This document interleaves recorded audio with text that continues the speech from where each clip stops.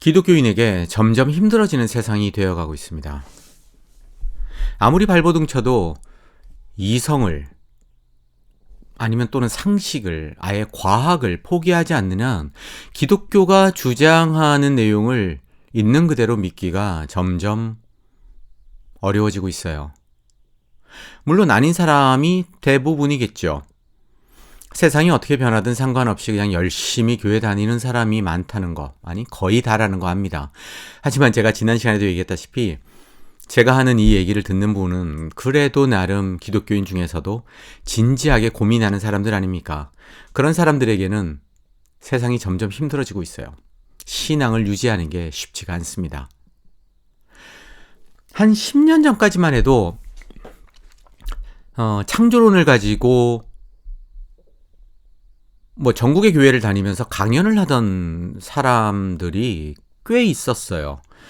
그 중에 한 사람은 무슨 교수인가 했는데 분당 우리 교회에서 10주 정도에 걸쳐서 매주 창조론 강의하는 걸 제가 들었습니다. 내용이 거의 다 기억나지는 않는데 하나는 확실하게 남아있어요. 뭐냐면 성경에 따르면 공룡이 있어야 되거든요. 그렇다 보니까 18세기까지 남미에 공룡이 있었다 이런 주장을 하더라고요. 고작 10년 정도 지났는데 지금 이런 얘기하는 거 힘들지 않을까요? 모르겠어요. 요즘도 창조론으로 이렇게 교회를 다니면서 강연하는 게 있는지 모르겠는데 10년 사이지만 세상이 너무 많이 바뀌었습니다. 하루가 다르게 사람들의 머리가 점점 깨어나고 있어요. 몇십 년 전까지만 해도 보통 사람이라면 거의 미지의 영역이라고 해도 과언이 아닌 특수 상대성 이론이라든가 양자역학, 다중우주, 진화론적 생물학 이런 것들을 맘만 먹으면 유튜브를 통해서 전문적인 영역까지는 아니더라도 얼마든지 개념 정도는 익힐 수 있는 시대가 됐습니다. 그런데 거기에다가 에덴 동산이니 노아의 홍수니 하늘 높은 줄 모르고 올라갔다는 바벨탑이니 이런 얘기를 하니까 통하기가 쉽지가 않죠. 하지만 말입니다. 기독교의 이야기가 단군 신화와 하나 다를 바 없는 고대 신화라고 하더라도 그렇게 확신한다고 해도 기독교인이 교회를 떠나는 것 기독교를 떠나는 건 아닙니다. 대부분은 그 자리를 지켜요. 열심히 여전히 변함없이 교회를 다닙니다. 거기에는 여러 가지 이유가 있을 텐데 아무래도 가장 큰 이유는 사람이라는 동물이 이성보다는 감정에 의해서 움직이기 때문이 아닐까 싶습니다. 특히 모태신앙인 경우 어릴 때부터 기독교라는 환경 안에서 숨을 쉬고 자란 사람에게는 기독교가 자신의 존재를 형성하는 본질이라고 해도 과언이 아닙니다. 태어나면서부터 친어머니인 줄 알고 평생 엄마 하면서 따랐는데 사랑했는데 어느 날 알고 보니까 친엄마가 아니라 양엄마인 거예요. 그걸 알았을 때 친엄마 찾아야지 하면서 떠나는 아이가 있을까요? 그게 쉬울까요? 쉽지 않습니다. 친엄마가 어디에 살아있는지 있는지 없는지 나를 사랑하는지 안 하는지 아무것도 모르는 상태에서 양엄마를 버리고 그렇게 훌쩍 떠나는 사람 거의 없을 거예요. 엄마라는 존재가 아이에게 가지는 가치가 얼마나 큽니까? 기독교가 비슷해요. 기독교의 모든 가르침이 어떻게 보면 내 존재를 유지하게 하던 어떤 버팀목, 기초였다면 이거를 부정하는 순간 나라는 사람, 나라는 인간, 나라는 인생 자체가 무너질지 모른다는 두려움을 느끼는 거 너무 당연합니다. 그런데 단지 그런 감정적인 두려움? 이게 전부가 아니에요. 어린 시절, 특히 청소년 시절에 수련회를 다니면서 느꼈던 카타르시스. 그거 얼마나 짜릿합니까? 짜릿하기만 한 게 아니죠. 지금 되돌아보면 얼마나 아련합니까? 말 그대로 향수예요. 또 그게 다가 아니죠. 저 정도로 어느 정도 나이가 먹은 사람이라면 살면서 한두 번은 소위 말하는 체험이라는 걸 합니다. 그리고 그때 그건 말이지 정말로 하나님이 역사하지 않으셨으면 결코 일어날 수 없는 일이었어. 정말로 주님 감사합니다. 이런 일이 한두 번, 적게는 한두 번, 많게는 대여섯 번도 있을 거예요. 그러니까 단지 기독교는 이성과 합리성의 문제가 아니다. 그 너머에 더 중요한 뭔가가 있는 거야. 이렇게 하면서 스스로 합리화할 수 있는 근거가 되는 거죠. 하지만 그럼에도 불구하고 사람이란 존재가 인지 부조화를 오래 견디지 못합니다. 그러니까 기독교 안의 모든 이야기가 다 신화고 허구라는 거를 안다면, 그걸 알게 되었다면 그런 상태에서 신앙을 오래 유지하는 게 쉽지 않아요. 그렇다 보니까 그런 사람들을 위해서 그 문제를 해결해 주는 존재가 필요하죠. 누굴까요? 소위 말하는 변증가입니다. 뭐라고? 아담과 하와를 못 믿겠다고? 노아의 홍수가 가짜 같다고? 내가 증거를 보여줄게. 이러면서 흔들리는 기독교인을 잡아주고 설득하는 사람들, 기독교의 변증가죠. 그런데 이 사람들이 증거라고 내세우는 걸 보면 사실상 그거는 거의가 다 허술하기 이를 데 없나. 허술이라는 말도 어울리지 않아요. 그냥 신앙 고백 같은 거예요. 그렇다 보니까 사실 돌팔이 약장수라고 불러도 전혀 이상하지 않습니다. 하지만 이런 사람이 몇십 년 전, 한 20년 전까지만 해도 통했어요. 지금 나한테도 보면 저쪽 책장에 그런 변증가들이 쓴 책이 한 10권 정도 꽂혀 있습니다. 제가 얼마 전에 소개했던 리 스트로벨, 예수가 역사다 이런 책 있잖아요. 제가 다 열심히 읽었는데 참 그렇습니다. 그러니까 그 사람들이 통하던 시대는 이런 거예요. 친엄마가 아닌 것 같아. 친엄마가 아니면 어떡하지? 막 불안해하고 있는 아이한테 찾아가서 이러는 거죠. 걱정하지 마. 친엄마 맞아. 증거가 뭔데요? 밥 해주잖아. 빨래도 해주잖아. 친엄마니까 빨래도 해주고 밥도 해주지. 친엄마가 아닌데 그럴 리가 없잖아. 이 정도의 논리로 통했던 거예요. 옛날에는. 근데 세상이 달라졌습니다. 이제는 그 정도의 변증, 그 정도의 약팔이를 가지고는 통하지가 않아요. 친엄마인가 아닌가? 느낌이 아니라 DNA 검사를 가지고 판단하는 시대가 되지 않았습니까? DNA를 가지고 얘기를 하는 사람한테 가서 야, 빨래 해주잖아, 밥 해주잖아, 그러면 친엄마 맞지? 이런 말이 통하지가 않지요. 그렇다 보니까 DNA 검사가 아니라고 하더라도 친엄마 맞아, 이렇게 설득시킬 수 있는, 말 그대로 신통방통한 새로운 변증가가 필요한 시대가 된 겁니다. 새 시대에 걸맞는 뉴페이스가 필요한 때가 되었어요. 창세기에 나오는 에덴 동산이니 천지 창조니 이런 거는 말도 안 되는 소리이지만, 그럼에도 여전히 세상을 창조한 건 야훼야. 선악과를 먹고 죄를 지어서 원죄 어쩌고 저쩌고 말도 안 되지. 하지만 여전히 너는 죄인이야. 그렇기 때문에 구원자가 필요해. 예수의 십자가가 있어야 돼. 부활? 무슨 말, 죽은 사람이 어떻게 살아나. 하지만 우리는 부활해야 돼. 천국? 말이 안 되잖아. 지옥? 사랑의 하나님이 무슨. 하지만 우리에겐 여전히 천국이 필요해. 우리는 이 땅에서 하나님의 나라를 만들어 가야 돼. 이런 식의 어떻게 보면 궤변을 통해서라도 계속해서 기독교 신앙을 유지하도록 만드는 새로운 사람이 필요한 시대가 된 거죠. 누굽니까? 이런 사람들이. 제가 자주 언급하는 소위 말하는 진보 기독교인입니다. 자유주의자라고도 하죠. 사실 한 몇십 년 전까지만 해도 이 양반들이 지금 주장하는 바를 공개적으로 말하면 이단 취급받았습니다. 지금도 비슷하긴 할 거예요. 하지만 지금하고 그때하고는 아예 차원이 다르죠. 그때는 이제 진짜 이단이었다면 지금은 이단 취급을 받을수록 오히려 존경받는, 이야, 저 사람이 진짜 기독교인 같아, 저 사람이 진짜야, 이런 시대가 됐거든요.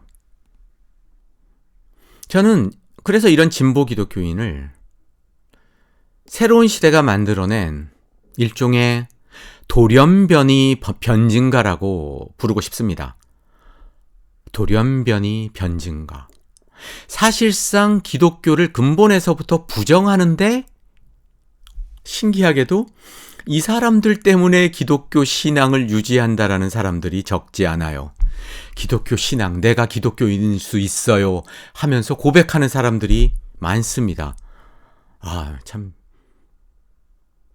아주 재미있는 현상이고 내가 보기에는 아주 신기한 역설입니다. 그래서 그냥 변증가가 아니라 돌연변이 변증가라고 부르는 겁니다. SNS에서 아주 큰 인기를 끌고 또 제가 보기에 아주 큰 영향력을 미치는 한 목사가 며칠 전에 글을 하나 올렸습니다.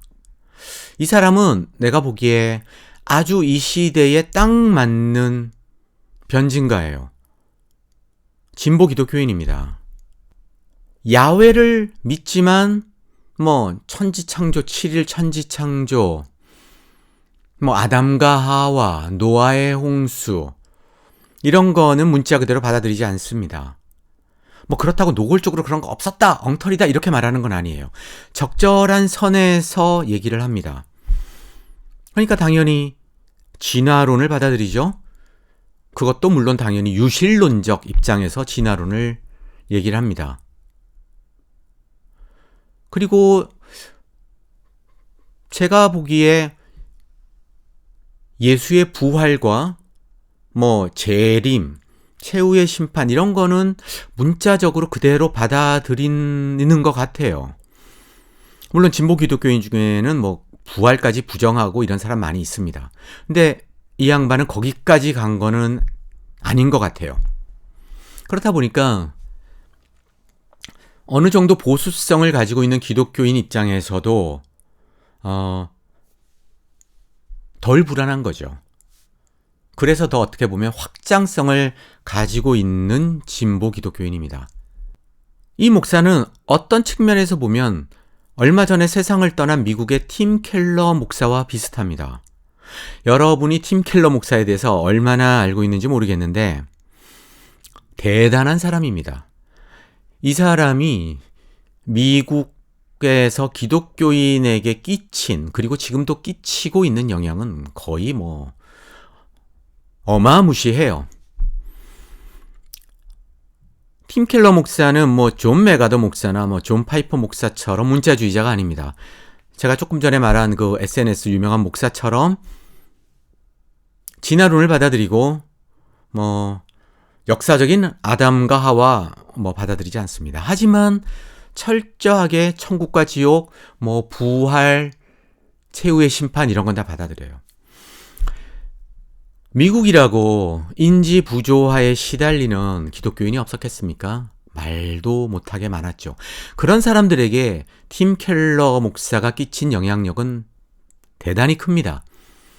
저는 지금 제가 말하고 있는 이 목사가 팀 켈러와 비슷한 역할을 한국에서 하고 있다고 생각해요.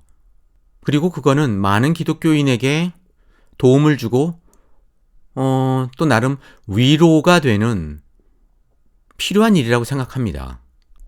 그러니 당연히 성경의 문자주의와 과학이 드러내는 도무지 부정할 수 없는 현실 사이에서 인지부조화를 느끼고 괴로워하는 적지 않은 기독교인이 이 목사를 의지하죠. 그 중에서도 특히 정치적으로 진보 성향을 띠는 사람들이 더 그렇습니다. 이 목사가 윤석열 정부를 정말 싫어하거든요. 지금 정부를 비판하는 글을 가끔 올리는데 차라리 이 사람은 목사보다는 정치 평론가를 하는 게 더 낫겠다라는 생각이 그냥 들 정도로 글이 속된 말로 뼈를 때립니다. 빙빙 둘둘 돌려대는 게 없어요. 언제나 핵심을 찌르고 명쾌합니다. 이 목사가 며칠 전에 글을 하나 올렸습니다. 현재 정치와 기독교의 상황을 적절하게 섞어 놓은 글이에요. 오늘 그 글의 일부를 소개하려고 합니다. 왜냐하면 그 안에 내가 조금 전까지 얘기했던 진보 기독교인, 돌연변이 변증가라고 했죠. 그 사람들의 입장이, 그 사람들의 생각이 잘 녹아 있기 때문입니다. 글의 처음에 반 정도는 이기적이고 자기밖에 모르는, 어떻게 보면 이렇게 보수 우파에 지나치게 치우쳐져 있는 교회를 비판하는 내용입니다. 100번 공감하죠. 정말로 나쁜 교회하고 나쁜 목사들 참 많잖아요. 그리고 이렇게 얘기를 합니다. 제가 그 내용을 읽겠습니다. 만약 위에 해당하는 사람들이 가는 천국이라면 저는 그곳에 안 가겠습니다. 저는 그냥 흙으로 돌아가겠습니다. 왜냐하면 아무리 골백 번을 생각해봐도 그런 사람들이 가는 곳은 천국이 아니라 지옥일 것 같기 때문입니다. 내가 지난 시간에 아무리 신앙 좋은 기독교인이라고 하더라도 천국 관련해 가지고는 딜레마를 가질 수밖에 없다고 얘기를 했었는데요. 왜냐하면 천국이 쉽지 않은 곳이거든요. 바로 전 영상을 한번 참고하시기 바랍니다. 조금은 다르지만 이 목사도 어떤 그런 생각을 하는 것 같아요. 간단하게 예를 하나만 들어보자고요. 제가 그런 교회를 여러 군데 겪었지만 교회 안에서 얼마나 싸움이 많습니까?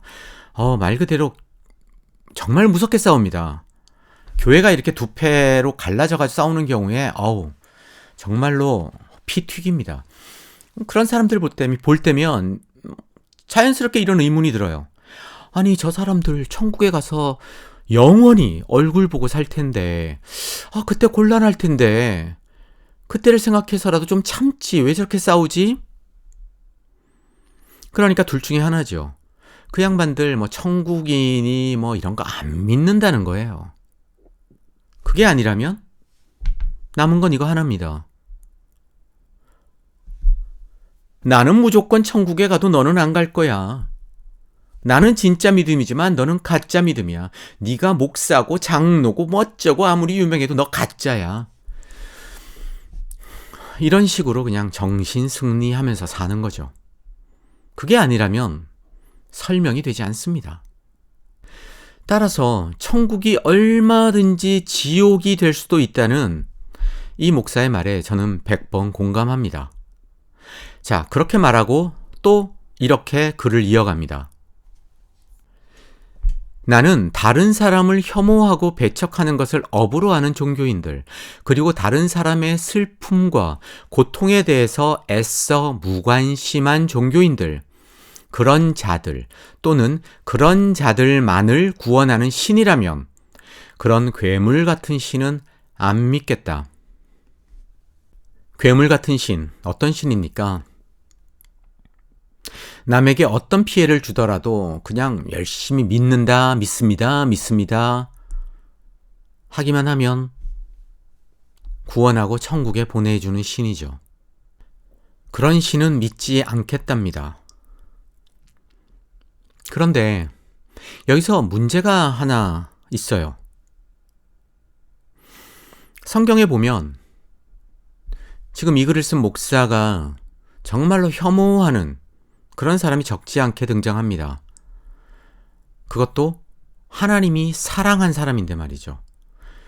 당장 떠오르는 사람이 누가 있습니까? 야곱 있잖아요. 야곱이 누구죠? 늙은 아버지를 속이고 형을 기만해서 야훼의 축복을 따낸 파렴치한 인간입니다. 정말로 인생 전부가 다 술수로 점철되었다고 해도 과언이 아닌 사람이에요. 아내가 넷이었잖아요. 그 중에 한 명만 사랑하고 나머지는 안 좋아했어요. 나머지 아내들이 흘린 눈물, 그거 생각하면 정말 나쁜 남자잖아요. 물론 사랑받은 아내 입장에서야 순수한 남자겠지만요. 별로 좋은 사람이 아니었습니다, 야곱은. 게다가 자식들도 얼마나 차별했어요. 자기가 사랑한 아내가 낳은 자식만 사랑했습니다. 그 아들들이 겪었을 고통과 배신감, 부모로부터 정말로 지독한 차별을 받아본 자식이 아니면은 알 수가 없을 끔찍한 고통이었을 겁니다. 그런데 이런 야곱을 향해서, 이런 야곱을 놓고 성경이 뭐라고 얘기합니까? 여러분, 흔히 교회에서 성경 중에 성경이라고 부르는 게 있어요. 로마서입니다. 그리고 그 로마서 안에서도 가장 중요한 장이 8장과 9장이에요. 로마서 9장이 바로 이 야곱에 대해서 다루고 있습니다. 그 부분을 읽겠습니다. 야곱과 에서가 태어나기도 전에 무슨 악하거나 선한 일을 한 게 아닙니다. 그러나 성경에 기록된 바 내가 야곱을 사랑하고 에서를 미워하였다 라고 했습니다. 우리가 여기에 대해서 무엇라고 할 말이 있습니까? 하나님이 불공평하다고 말할 수 있습니까? 그럴 수 없습니다. 하나님께서 모세에게 말씀하시길 내가 긍휼히 여길 사람 긍휼히 여기고 불쌍히 여길 사람 불쌍히 여기겠다 하셨습니다. 그러므로 구원은 사람의 의지나 노력에 달린 게 아니라 하나님의 자비에 달려 있습니다. 기독교 교리, 구원 교리의 핵심이라고 해도 과언이 아닙니다. 사실상 기독교는 로마서 8장과 9장 위에 만들어진 종교라고 해도 틀린 말이 아니에요. 이게 무슨 말입니까? 인간의 구원과 관련해서 야훼가 분명하게 경고하고 있습니다. 바울을 통해서. 내가 누구를 구원하고 누구를 구원하지 않을지에 대해서는 너희들은 입을 닥쳐라. 나는 내가 좋은 사람 구원하고 내가 싫은 사람 구원하지 않는다. 잘 들어. 니네들 보기에 야곱이 별로고 에서가 훌륭한 것 같지? 내 생각은 그렇지 않아. 얘네 둘이 뱃속에 있을 때부터, 그러니까 태어나서 어떤 놈이 착한 일하고 나쁜 일하고 이런 거랑 아무 상관없을 때부터 나는 야곱만 예뻐했어. 자, 이런 야훼의 말을, 야훼의 선언을 한번 생각해 보자고요. 내가 지금 소개하고 있는 이 목사, 어떻게 보면 이 사람에게 있어가지고 절대 천국에 가서는 안 되는 사람이 누굴까요? 매일 태극기 집회 나가서 태극기를 흔들면서 이재명 죽이자라고 소리치는 사람일 겁니다. 그런데 야훼에게는 그 사람이 가장 예쁜 자녀일 수도 있어요. 어떻게 그게 가능하냐고요? 가능하다 뿐입니까? 야훼 마음대로라니까요. 내가 지난 시간에 무슨 얘기를 했습니까? 야훼가 생각하는 옳고 그름, 공정은 인간이 생각하는 공정과 정의, 그거와는 전혀 상관이 없습니다. 야훼의 눈에는 이 사람이 무엇을 어떻게 하고 살았는가는 중요하지 않아요.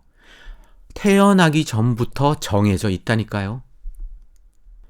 그러면 우리는 자연스럽게 다음 두 번째 질문을 던지지 않을 수가 없습니다.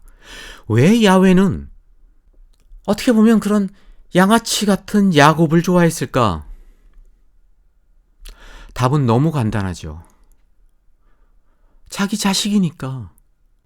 야곱이 자기가 선택한 민족이니까. 여러분, 부모가 아무리 마약쟁이 개차반이라고 해도 자기 자식 사랑하는 게 이상합니까? 그 부모를 보고 저 사람 참 이상하네. 저 옆집에 사는 쟤는 참 착하고 열심히 공부하고 일하는데 왜 쟤는 안 사랑하고 저 날마다 마약만 하고 학교에서 학폭하고 친구 때리고 하는 쟤를 좋아하지? 쟤만 사랑하지? 자식이니까 그게 왜 이상합니까? 당연한 거예요. 야훼한테도 똑같아요. 야훼가 미워한 에서가 어떤 사람입니까? 남이에요. 이방 민족이에요. 제가 언젠가 얘기했는데 야훼는 오로지 유대민족만 사랑합니다. 그 안에 어떤 개쓰레기, 개차반, 십자가 군대, 십자가 군대가 아니라 십자가 부대 이런 사람이 있더라도 야훼는 이스라엘 민족이라면 무조건 사랑하는 거예요. 이방 민족에는 거기에서 정말로 남을 위해 희생하고 남을 위해서 죽고 평생을 약한 자를 위해서 사는 사람이 있더라도 이방 민족은 야훼한테 어떤 대상입니까? 다 죽여라, 죽여라, 죽여라. 이거예요. 이게 신약에 와서 어떻게 바뀝니까? 바울이 싹 바꿔버리죠. 믿음으로 바꿔버립니다. 믿는 사람은 아무리 이방인이라도 야훼 눈에 이제 새로운 유대의 민족이에요. 아무리 혈통적으로 유대인이라도 안 믿으면 이제 야훼의 눈에 이방인, 죽여도 되는 놈. 이렇게 바꿔버렸습니다. 그리고 그게 지금 기독교인이 믿는 기독교의 가르침이고 교리죠. 이 목사는 남에게 고통을 주는 사람을 구원하고 천국에 보내는 신이라면 그런 괴물 같은 신은 믿지 않겠다라고 말합니다. 다른 말로 하면 내가 생각하는 공정, 내가 생각하는 정의, 내가 생각하는 도덕 기준에 비춰봐서 거기에 어긋나는 신이라면 나는 받아들이지 않겠다라는 말입니다. 개신교 목사가 내뱉기에는 대단히 과격한 말이죠. 어떻게 이런 말까지 할 수 있을까요? 그것도 공개적으로. 내가 믿는 야훼가 절대로 그런 신이 아니라고 확신하기 때문입니다. 그 믿음이 너무도 확고하니까 이렇게 얘기를 하는 거예요. 세상이 뒤집어져도 내가 믿는 야훼는 그럴 리 없다고 굳건하게 믿기 때문입니다. 그래서 이 목사 이렇게 결론을 내립니다. 조금 길지만 읽도록 하겠습니다. 한국 개신교 신자 여러분, 제발 정신 차리세요. 여러분의 종교는 지금 너무나 큰 병이 들었습니다. 지금 여러분이 믿고 있는 신은 사랑의 하나님이 아니라 괴물 그 자체인 신입니다. 여러분이 하나님을 그렇게 만들었습니다. 여러분의 목사란 자들이 자기 이익을 위해서 하나님을 그렇게 변질시켰습니다. 여러분의 설교자란 자들이 자기 이해관계를 위해서 성경을 그렇게 왜곡시켰습니다. 그 결과 기독교의 근본인 사랑과 용서, 화해의 가치는 온데간데 없어지고 오로지 죽여 라는 고성만 난무합니다. 기독교인 여러분, 그래서 여러분의 종교는 지금 한국 사회에서 가장 무섭고 위험한 테러 집단 같은 단체가 되었습니다. 한국 개신교 신자 여러분, 아직 일말의 시간과 기회가 남아있을 때 부디 회개하고 돌이키시길 바랍니다. 제 말이 무슨 말인지 알겠죠? 그러니까 이 목사는 자신하는 겁니다. 내가 믿는 야훼가 그렇게 불공정할 리가 없다. 문제는 타락한 목사들이 그 야훼를 변질시켰다는 겁니다. 그러니까 정신을 차린 기독교인이라면, 양심이 있는 기독교인이라면 지금이라도 회개하고 돌아오라는 겁니다. 자, 지금부터 하는 이야기가 중요합니다. 어느 회사에 과장이 하나 있다고 치자고요. 이 과장, 한마디로 인간 말종이에요. 여직원 성추행에 조금 더 만만하다 싶으면 성폭행까지, 횡령에, 배임에, 방종에, 그런데 무능하기는 또 이를 데가 없습니다. 그런데 더 가관은 뭔지 압니까? 이 과장이 누군가 문제점을 지적하면 항상 이렇게 말을 해요. 이거 다 회장님 뜻이야. 회장님이 오케이 해서 하는 거야. 회장님 허락받고 하는 거라고. 자, 우리는 누구를 욕하는 게 맞습니까?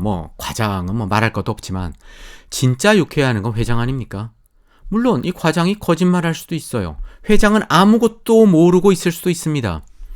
그렇다고 회장에게 면죄부가 주어지나요?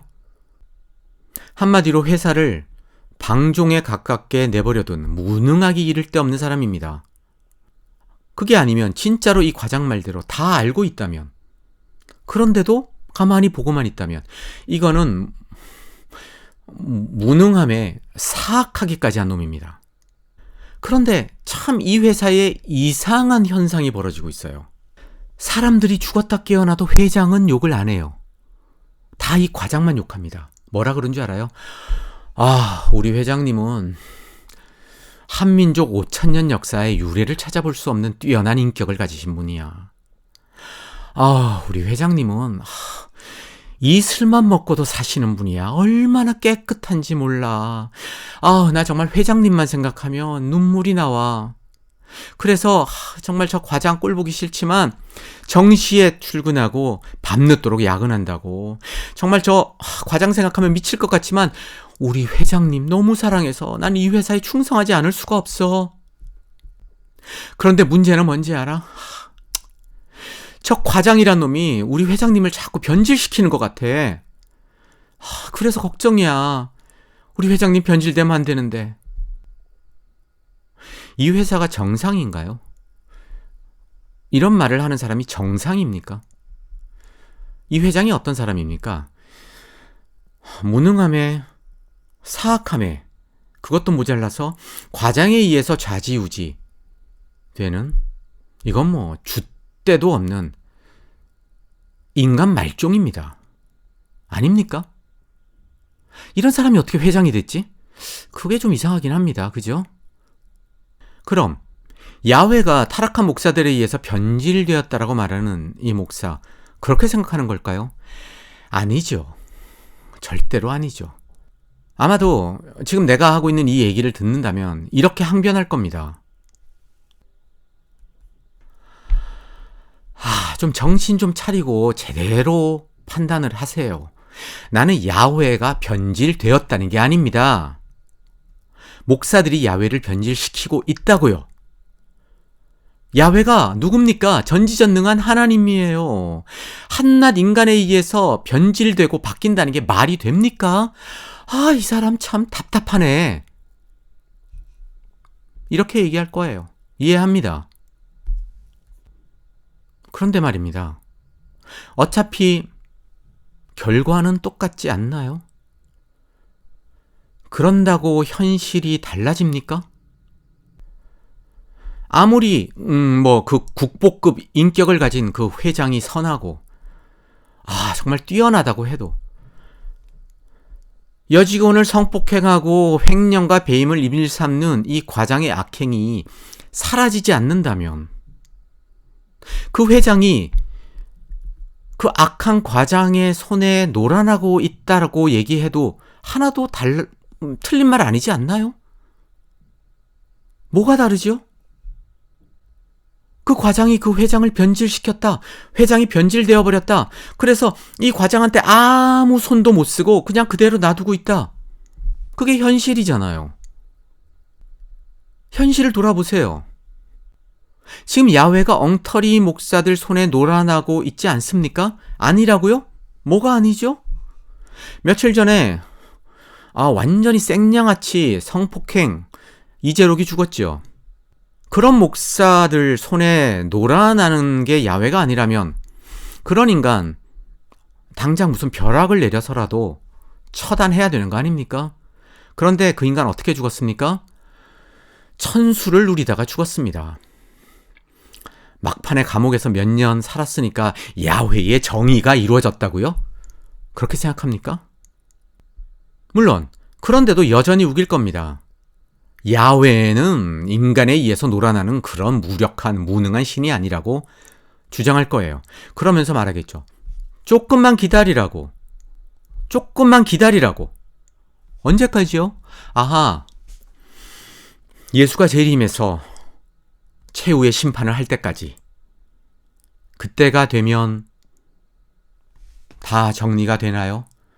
모든 게 제자리를 찾나요? 그런데 말입니다. 그런 일은 절대로 일어나지 않습니다. 조금 전에 로마서를 통해서 살펴봤다시피 서로 최후의 심판이 있다고 하더라도 그때 구원받고 천국 가는 사람들은 아마 우리 많은 진보 기독교인들이 충격을 받을 수밖에 없는 적지 않은 수의 어쩌면 대다수의 태극기 집회를 열심히 다니는 기독교인이 들어갈 확률이 아주 높습니다. 야훼는 그 사람이 얼마나 정의롭게 살았고, 다시 얘기하지만 얼마나 남을 도왔고 이런 거 관심 없다니까요. 얼마나 나를 열심히 믿었는가, 그거 외에는 관심이 없습니다. 그게 기독교의 신이라니까요. 야훼의 관심은 딱 하나, 이놈이 내 자식인가 아닌가, 그거밖에 없어요. 여러분, 자식을 앞에 놓은 부모에게 객관성, 공정성을 기대할 수 있습니까? 기독교인은 야훼를 뭐라고 부릅니까? 아버지라고 불러요. 아버지와 자식 간에 무슨 객관성이 있어요. 야훼에겐 그런 거 없다니까요. 로마서를 통해서 노골적으로 드러난 어떤 그 기독교의 구원 교리도 중요하지만, 어떻게 보면 더 중요한 건 야훼가 자신을 가감없이 드러낸 구약 성경입니다. 야훼는 솔직해요. 그거 하나 제가 인정합니다. 야훼. 솔직합니다. 야훼. 잔혹하기가 그지없습니다. 이건 자기가 다 창조해놓고 여자들을 너무너무 싫어해요. 저는 야훼가 여자 싫어하는 거 이해합니다. 제가 진리의 부에 보면 에덴 동산 선악과에 대해서 얘기한 게 있습니다. 그걸 한번 들어보세요. 그러면 야훼는 여자를 왜 만들었나? 어쩔 수 없이 만들기 싫은데 억지로 만들었어요, 여자는. 그래서 여자 정말 싫어합니다, 야훼. 그러니까 구약의 어떤 나레이션, 서사는 나름 일관성이 있어요. 구약 쓴 사람들이 바보가 아닙니다. 아무튼 야훼가 여자 아주 싫어해요. 물론 처녀는 좋아해요. 아주 좋아합니다. 남녀노소를 가리지 않고 다 죽여도 처녀는 살립니다. 그리고 살려놓은 처녀들을 마음에 드는 남자들한테 선물로 주지요. 이게 야훼입니다. 그뿐입니까? 자식을 죽여서 바쳐라.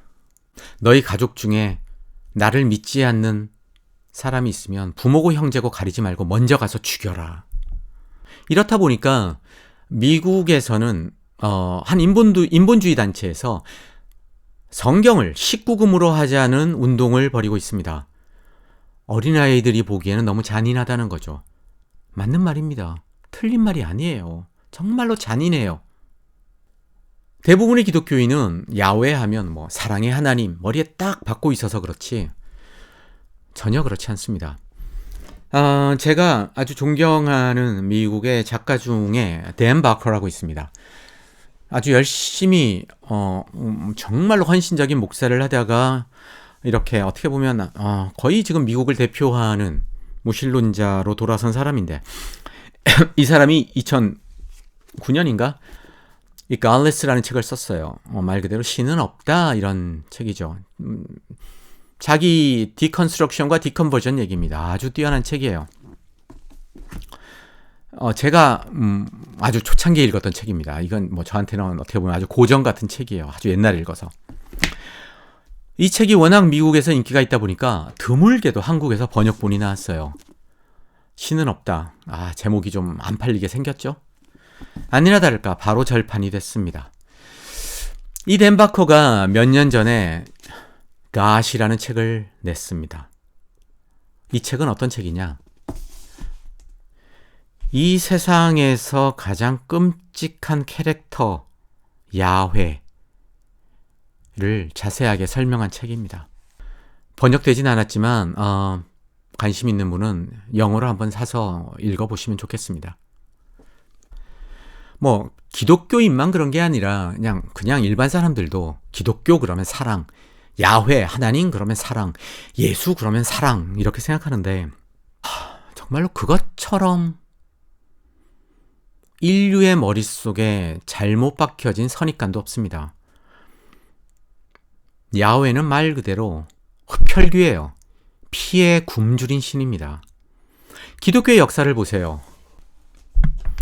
기독교는 순교자의 피를 먹고 자란 종교가 아니라 기독교 권력자가 이단이란 이름으로 죽인 숱한 정말로 수를 셀 수 없는 무고한 희생자들의 피를 먹고 자란 종교입니다.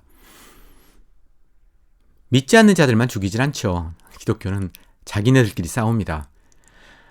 유럽의 그 유명한 30년 전쟁, 가톨릭하고 개신교하고 싸운 거잖아요. 30년 동안. 그 전쟁으로 유럽 인구의 거의 4분의 1이 죽었습니다. 기독교의 역사가 야훼라는 신이 어떤 신인지를 증명합니다. 그건 그 사람들이 잘못 믿어서 그렇다고요? 1500년간 기독교인이 잘못 믿어서 그런 거라고요. 우리는 다르다고요. 우리가 믿는 기독교는 사랑의 기독교고 용서와 화해의 종교라고요. 앞으로 기독교가 정말로 그렇게 됐으면 좋겠습니다. 아무튼 결국 따지고 보면 이 글을 쓴 이 목사를 비롯해서 소위 말하는 진보 기독교인들은 성경 속 야훼를 있는 그대로 직시하지 않습니다. 21세기를 사는 현대인의 기준에 맞는 신, 현대인이 생각하는 인권과 공정과 정의에 맞는 새로운 야훼를 만들어낸 거예요. 한마디로 이들은 다 야훼 창조자입니다. 이들은 신을 만들어내는 신의 신이에요. 성경이 말하는 야훼를 있는 그대로 받아들이지 않습니다. 지난 시간에 말이죠. 내가 인간이 신이라는 굴레에서 빠져나오지 못하는 이유로 이렇게 얘기했죠. 영원히 살고 싶은 어리석은 욕심 때문이다. 그런데 오늘 보면 한 가지 이유가 더 있죠. 뭡니까? 세상이 너무 잔혹하기 때문입니다. 세상이 너무 불공정하고 너무 잔인하기 때문입니다. 그러니까 어디엔가는 공정한 신이 있기를 바라는 거예요. 그래서 진보 기독교인을 비롯해서 정말로 다양한 곳에 많은 사람들이 그런 신을 만들어냅니다. 성경은 분명히 이런 야훼를 얘기하는데도 아예 아니야 하면서 다른 야훼를 만들어냅니다. 그 심정을 이해합니다. 나쁘다고 욕을 하는 게 아니에요. 그냥 분석을 하는 거죠. 그렇게 해서 새로운 야훼를 만들어서 이 세상을 조금이라도 더 낫도록, 더 좋은 세상이 되도록 바꾸고 싶은 거예요. 의도가 좋다라는 거 압니다. 그런데 문제가 있어요. 성경 속 야훼의 모습이 빚어내는 인지부조화는 어떡할 건데요? 언제까지 사람들을 속일 건데요? 그러니까 무슨 말입니까? 이 양반들 정말로 신을 잘못 선택했어요. 야훼 말고 좀 더 착한, 조금 더 너그럽고 조금 더 자비로운 다른 신을 찾았어야 합니다. 야훼는 정말 아니에요. 공정한 세상을 만들고 싶은 그 열망에 가장 어울리지 않는 신이 야훼입니다. 야훼 얘기 조금만 더 할까요? 야훼를 구성하는 여러 가지 본질이 있는데 그 중에 하나가 비겁함입니다. 제가 얼마 전에도 한번 얘기했죠. 세상에서 제일 비겁한 사람이 어떤 사람이냐? 지가 잘못해놓고 남에게 책임을 떠넘기는 놈입니다. 약한 사람. 내가 그렇게 책임을 넘겨도 나한테 아무런 뒤탈이 없을 대상을 기가 막히게 골라서 다 떠넘깁니다. 아담과 하와를 지었으면 보호해야죠. 그런데 왜 조두순 같은 사탄이 돌아다니는데 방치합니까? 그리고 나서 나중에 뭐라 그래요? 모든 잘못을 누구한테 돌려요? 아담과 하와한테 돌리잖아요. 어떻게 그런 양아치 짓을 합니까? 그게 다가 아니에요. 이스라엘 민족을 선택했죠. 그러면 지켜줘야지요. 다 뺏겨요. 이건 뭐 계속 노예야, 계속 노예. 그러면 사과해야죠. 내가 너희를 선택해놓고 내가 너희의 아비라고 하면서 너희를 내 자식이라고 하면서 내가 지키질 못했구나. 미안하다. 용서해줘라. 내가 부족하다. 이래야죠. 어떻게 합니까? 내 잘못이 아니야. 이거 다 네 잘못이야. 니네가 죄를 지어서 그렇잖아. 내가 너희 깨닫게 하려고 그러는 거야. 깨닫게 하려고. 그러면서 모든 잘못을 이스라엘 민족한테 돌리죠. 이런 야훼가 절절매는 대상이 있습니다. 첫 번째, 사탄 앞에선 힘을 못 씁니다. 야훼. 꼼짝도 못해요. 또 누구 앞에서 힘을 못 쓰죠? 강대국, 바벨론, 페르시아, 로마. 나중에 나아가서 나치, 홀로코스트 어떡할 겁니다. 어떡할 겁니까? 600만이 죽었어요. 그게 야훼입니다. 강자 앞에서는 벌벌 떨고 아무 말 못하면서 약자 앞에서는 군림합니다. 야훼. 인간이 만들어낸 신 중에서 비겁함에 있어서 손가락 안에 드는 신입니다. 그리고 우리가 잊지 말아야 될 성경 속 인물이 하나 있잖아요. 야훼의 비겁함이 극에 달한, 정말로 비겁한 야훼의 뭐라 그래야 될까요? 그 끔찍함을 온몸으로 당한 한 사람, 한 남자, 욥이죠. 제가 그 욥에 대해서 책을 하나 썼잖아요. 너무도 가벼운 고통. 아주 잠깐 책 광고 좀 하겠습니다. 이거 꼭 한번 사서 보세요. 헌책 사지 말고 빌려서 읽지 말고 사서 보세요. 책은 사야지 제대로 읽습니다. 욥한테 그 몹쓸 짓을 해놓고도 나중에 어떡합니까? 야훼가 군림합니다. 욥을 찍어 누릅니다. 그런데도 교회에서는 그런 야훼를 절대로 잘못했다고 말하지 않지요. 올립니다. 야훼가 욥을 그렇게 만든 것도 사랑해서라고 말합니다. 사실 오늘 살펴본 그 목사의 글도 어떻게 보면 이런 측면을 가지고 있습니다. 야훼가 가진 비겁함을 고스란히 담고 있어요. 무슨 소리냐면 이 목사는 시종일관 누구를 비난합니까? 그 목사가 보기에 타락한 다른 목사들이에요. 정작 책임을 져야 할 야훼에게는 그 어떤 비난도 하지 않습니다.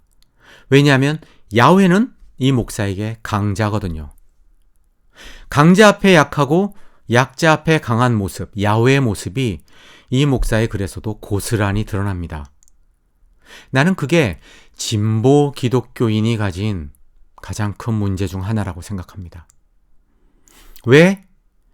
진짜 비난을 하고 책임을 추궁해야 할 야훼를 놔두고 야훼에게 면죄부를 주고 만만한 인간만 다그치냐는 거죠.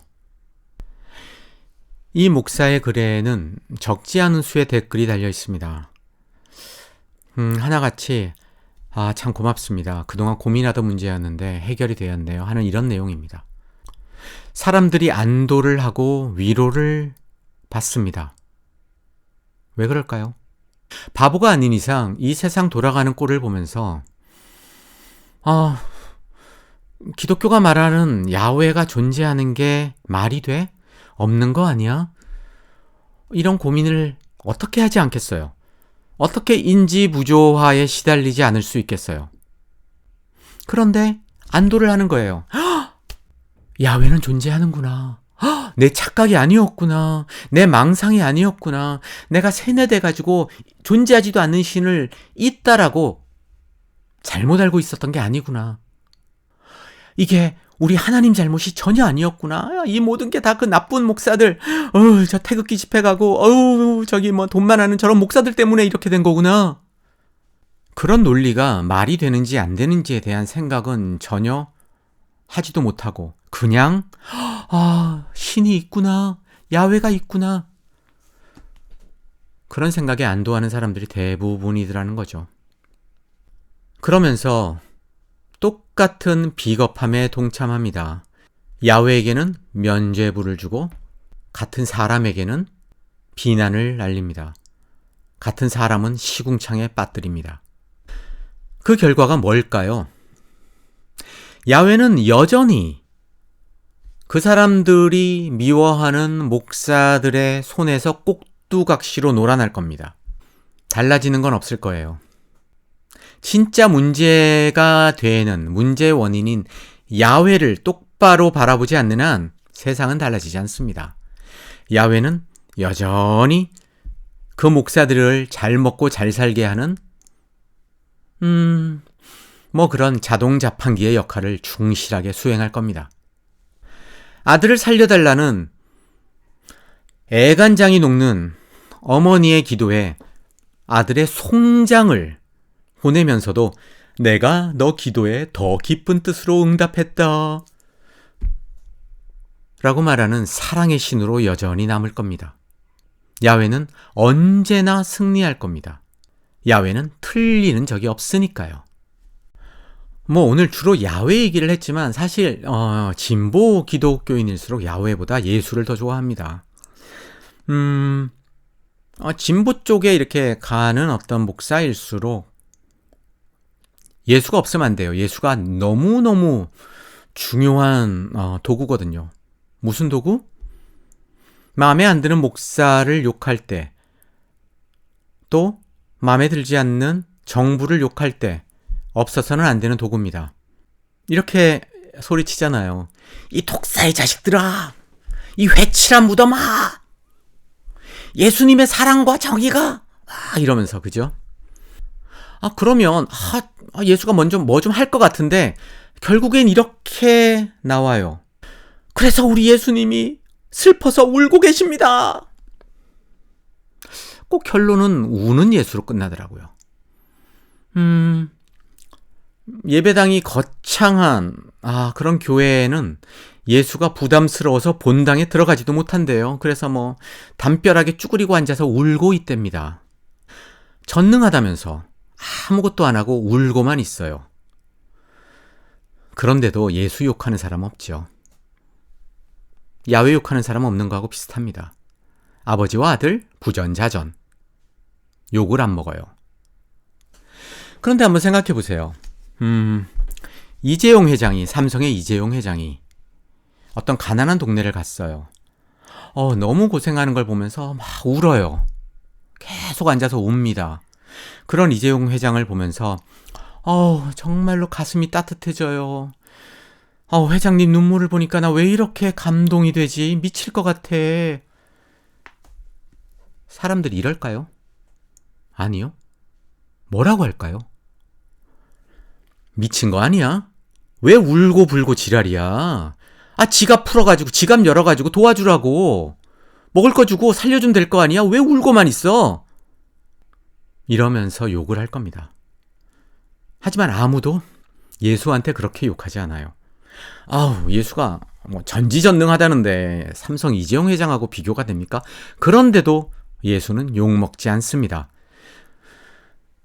구석에 쭈그리고 앉아서 울고만 있어도 목사에게 성추행 당하는 불쌍한 아이들이, 불쌍한 여자들이 아무리 소리 높여 외쳐도 예수는 그냥 울고만 있습니다.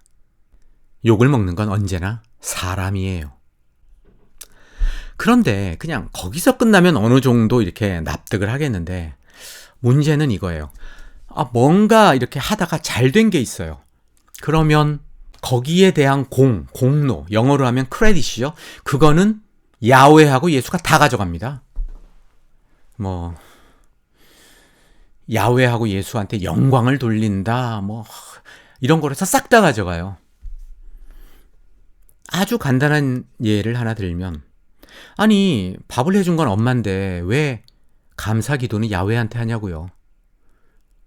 내 말이 무슨 말인지 이해하시겠죠? 오래전에 나는 꼼수다? 이거를 진행했고, 요즘에는 평화나무라는 뭐 재단을 만들어가지고, 아무튼 여러 가지 공익 활동을 하는 김용민 씨, 목사가 됐죠. 그 사람이 며칠 전에 페이스북에 이런 글을 올렸어요. 이제 우리는 이성이 마비된 채 만들어진 잘못된 확신과 싸워야 한다. 윤석열 지지자를 향해서 쓴 겁니다. 그 사람들이 김용민 씨 눈에는 이성이 마비된 채 잘못된 확신에 빠져 있는 사람인 거예요. 말 멋있잖아요. 이성이 마비된 채 잘못된 확신에 빠진 사람들. 그런데 말입니다. 이렇게 멋진 문장을 만들고도 정작 더 중요한 측면은 보지 못합니다. 이성이 마비된 채 잘못된 확신. 어떤 확신이요? 어떤 확신이요? 야훼에 대해서 잘못된 확신에 빠진 사람들. 거기서 깨어나야 된다는 사실은 생각도 못하는 것 같아요. 왜 안 보일까요? 김용민 씨도 그렇고 제가 조금 전에 글을 소개한 그 목사도 그렇고 정치 관련해서는 이건 거의 이성과 논리가 반짝반짝합니다. 그런데도 야훼가 싹 들어오는 순간 김용민 씨 말대로 마비가 되어버려요. 이성과 논리 흔적도 찾을 수 없이 증발해버립니다. 믿음이라는 황소개구리 앞에 인간의 이성과 인간의 상식, 그게 이렇게 무력한 건가요? 자괴감이 들기도 합니다, 사실. 다시 말하지만 야훼는 약자한테 관심 없습니다. 야훼의 관심은, 야훼 사랑을 받는 건 언제나 승자예요. 그러니까 김용민 씨나 어떤 그 목사나 그 양반들, 진보 기독교인들이 비판하는 그런 기독교인이야말로 어쩌면 야훼의 가장 충실한 제자일 수도 있습니다. 그러니까 어울리지도 않는 공정이니 상식이니 정의니 이런 담요를 야훼한테 이렇게 자꾸 둘둘 감는 거 그만했으면 좋겠어요. 야훼에겐 어울리지 않습니다. 그리고 야훼를 향하던 그 눈을 이제 그만 인간에게로 돌렸으면 좋겠어요. 우리 인간이 야훼보다 100배, 1000배, 10,000배 더 공정하고 더 정의롭습니다. 그리고 정말 기억해야 할 게 있어요. 진보 기독교인을 비롯해서 우리 모두가 지금 너무도 소중하게 여기는 민주사회의 가치, 자유와 평등, 인권, 이 모든 게 다 어떻게 해서 얻어진 건지 압니까? 우리의 선배들이 야훼와 철저하게 피 터지게 싸워서 얻어낸 겁니다. 어떻게 하든 권력을 놓지 않겠다는 기독교 권력과 목숨을 내어놓고 싸워서 얻어낸 결과예요. 그런데 이거를 지키자면서 거기에 왜 야훼를 끌어다 넣습니까? 김구 선생이 일본으로부터 독립하자면서 일본 총독부의 도움을 받자고 하는 게 말이 됩니까? 똑같아요. 야훼로부터 벗어나는 거, 야훼에 대해서 갖고 있는 잘못된 확신에서 벗어나는 거, 그거야말로 진보 기독교인이 정말로 원하는 공정하고 정의로운 사회로 나아가는 가장 중요한 첫걸음입니다. 오늘은 여기까지입니다. 지금까지 한 것 중에 가장 길었던 것 같은데 긴 시간 들어주셔서 고맙습니다. 여러분, 다음 시간까지 안녕.